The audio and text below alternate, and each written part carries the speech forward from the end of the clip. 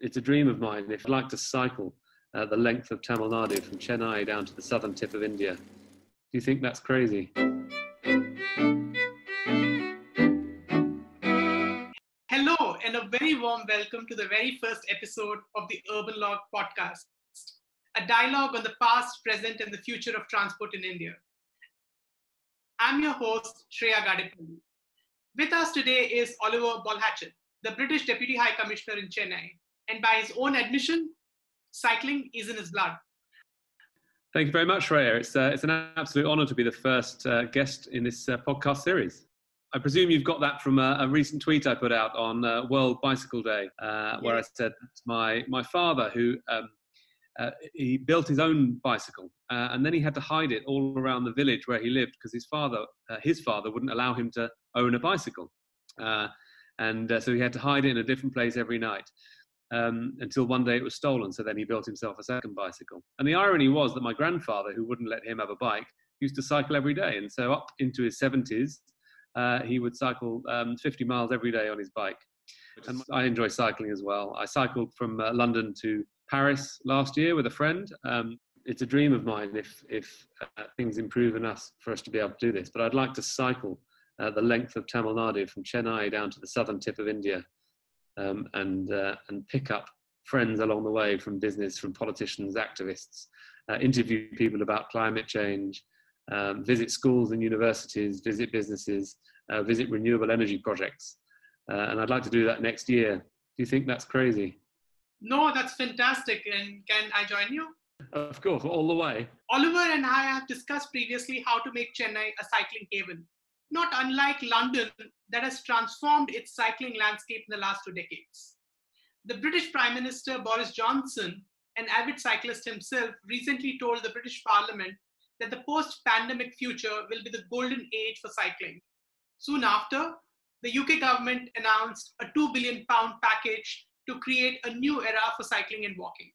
And you talked about London and how cycling has improved so much in London. Well, I mean, I can remember not many years ago, actually, sort of 10, 15, 20 years ago, when it was very difficult and very dangerous to cycle in London. And now it's safe enough. It was safe enough when we were living there last year for me to take my 3-year-old daughter to nursery along 5 miles of cycle path, encountering almost no traffic, even though we were living in the centre of London and working in the centre of London. And so the change in London has been dramatic, and it proves what can be done with the right policies. Isn't that amazing to have a 3-year-old be on the street on a bicycle? You know, what a fantastic world that she's going to go into, especially if she's in London. Absolutely, and you know, I was naturally a little bit concerned taking it on the back of the bike, but then I realised it was as safe as it could really be with the dedicated cycle lanes that we had, almost door to door from our house all the way to work, 5 miles. I was still concerned a little bit about the air quality that she would breathe in, and hopefully in another 10, 20 years with the introduction of electric vehicles and other sort of decarbonisation policies, I won't have to worry about that anymore. Now, let me shift gears. You have been a strong proponent of action for climate change abatement, and UK has also taken the role of hosting the next COP26 summit. It was supposed to be later this year, but unfortunately because of COVID, it has to be moved to next year. But what are your expectations from COP26, and what role do you see UK playing in this? And what role do you expect other countries to play in this? So it's a shame that it's been shifted a year, but having been involved in large events in the past, there is some benefit to things being delayed for a year. It means you can spend another year planning. It should be a year in which we can plan even better. The key objective is to continue what the world has been doing so marvellously at the previous 25 COPs: maintain momentum, increasing carbon action, building resilience, and lowering emissions, and encouraging countries to continue or improve their commitments under the and be more ambitious with their nationally determined contributions, and take into account the effects of the COVID-19 pandemic, which has seen a dramatic reduction in carbon emissions. So hopefully we will see what comes out of this. Will we bounce back? Will air travel go back to how it was before? Will people jump back in their cars and drive around? Or will we see a change that helps us to adapt? Yeah, and COVID seems to have gotten a lot of people thinking about what seemed impossible seems to be possible now. We had the whole world locked down so dramatically, and if something like that could be achieved, couldn't we even lock down the whole craziness of carbon emissions? Tell us about what are the things that the UK government is planning to do in the run-up. Thank you. Yes. Well, now we want to promote a Zero Emission Vehicle campaign in the run-up to COP26, and that is to encourage zero emission road transport. As we've been discussing, I think the best zero emission road transport is walking and cycling, or by using public transport. But where vehicles are concerned, we want them to be zero emission, so that means electrification essentially, and we think there's tremendous benefits of that. Hopefully, coming out of this COVID-19 pandemic, people will have seen the benefits of cleaner air quality. So the Zero Emission Vehicle campaign, we want everyone to get on board with that, is one of our big campaigns leading up to COP26. So we hope people will see the economic potential, and things seem to be moving in the right direction. At the end of the day, a car is a car is a car. Does it matter that you're changing one means of propulsion to other? And I do understand that it might improve the local air quality, but at the end of the day, car has many other externalities. It creates a lot of congestion. It stops people from using other modes more successfully, whether they're buses or cycling or walking.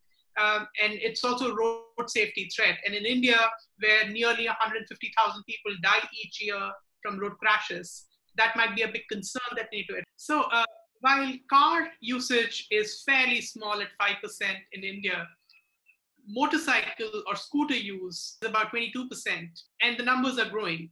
Maybe there is a path to electrification in this area? Absolutely. So when we talk about electrification of vehicles, that includes scooters. And I know that in Chennai, there's something like 1.1 million scooters, which is extraordinary. I mean, it seems to be the main way for people to get around once they're on a vehicle is on a scooter. So e-scooters, I think, is definitely a good step in India. How can UK and India become leaders in the space to really make that change, not only themselves, but also nudge others into action? But really what we want to do leading up to COP26 is to partner with India to demonstrate all the good that's happening in India, and then between us coming up with ambitious targets for emissions reductions and public policy that incentivizes a move away from fossil fuels to follow our examples. Any last words? Something that you think we should end this session with? Well, congratulations to you, to ITDP, on everything you've done. You rather modestly talked about those people who've worked hard on walking around the city. And I know that you have done an incredible amount of work to improve pavements for people to walk along. So much more could be done on top of what you've done already. So congratulations to you, and keep going. Thank you so much. And we really hope that we could collaborate with you to make more of this happen, not just in Chennai, but across the whole country. So there's a lot for us to learn and a lot for us to do. Thank you very much for being on this first podcast of Urbanlogue. And we hope to continue this engagement and hope to see India and UK walk together in the road to make this world a better place. I'm looking forward to that. Thank you very much for inviting me to be your first guest. It's been an absolute pleasure talking to you this afternoon. The Urbanlogue Podcast is brought to you by the India Programme of the Institute for Transportation and Development Policy. My team includes Ashwati Dilip, Achna Menon, A.V. Venugopal, Keshav Suryanarayanan, and Aishwarya Soni. Stay tuned for more interesting and insightful conversations only on Urbanlogue Podcast.